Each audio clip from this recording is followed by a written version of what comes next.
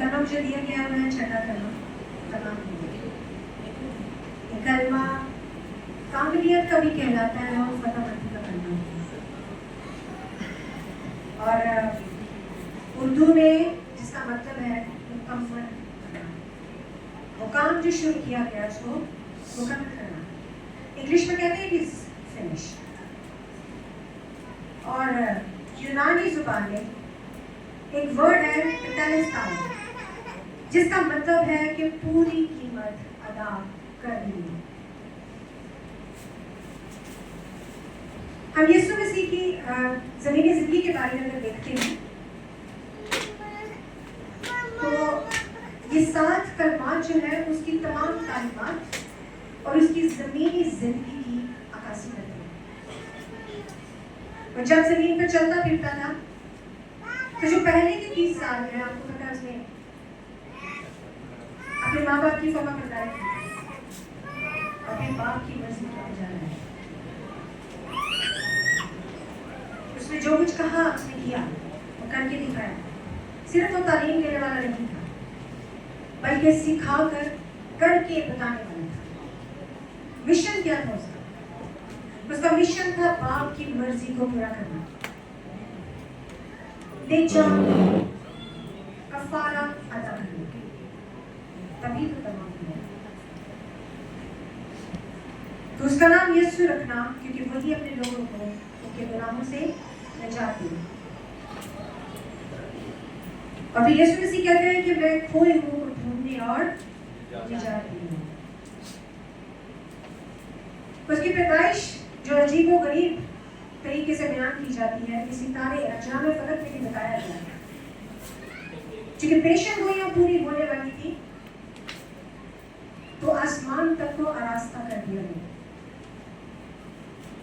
جب مجوسی آئے انہوں نے تحائف پیش کیے، سونا مور رومان، اس کی بادشاہت کا اعلان کیا، اس کی کہانت کا اعلان کیا اور اسے یہ بھی بتایا کہ جو تیرا مقصد ہے کہ تمہیں آنا ہے اور اپنی جان لوگوں کے لیے دینی ہے، تبھی کفارہ ادا ہوگا.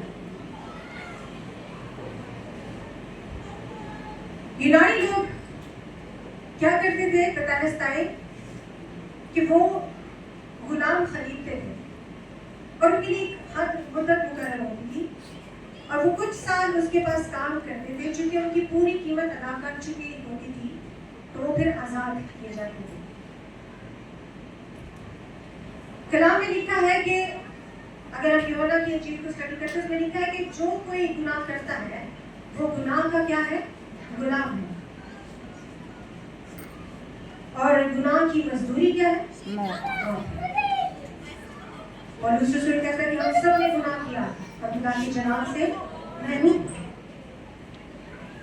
تو یہ گناہ سے، اس کی غلامی سے آزاد ہونے کے لیے قیمت کا چکایا جانا بڑا ضروری ہے.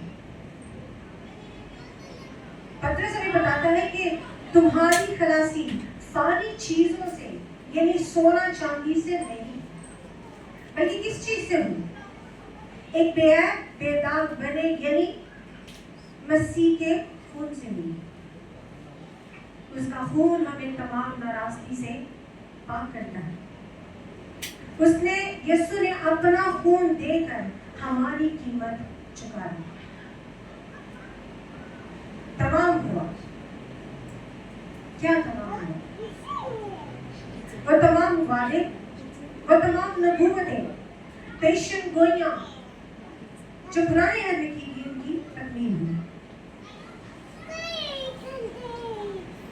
شریعت کے تقاضوں کو پورا کیا گیا. جب یسوع مسیح پیدا ہوئے تو 8ویں دن پر ان کا خاتمہ ہوا اور شریعت ان پر لاگو ہوئی.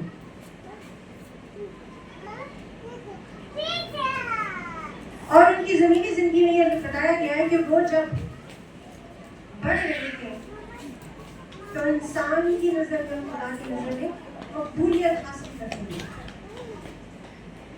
30 سال تک اپنے ماں باپ کی خدمت کی، فرما بردار رہا اور 3 سال سب کے سامنے اپنے باپ کی مرضی کو بجا لایا. سو آدمیوں کے لیے آدمی کی تابعداری کے لیے بہت ضروری تھا کیونکہ کوئی بھی شخص جو ناراستی میں ہے وہ خدا کے پاس نہیں جا سکتا.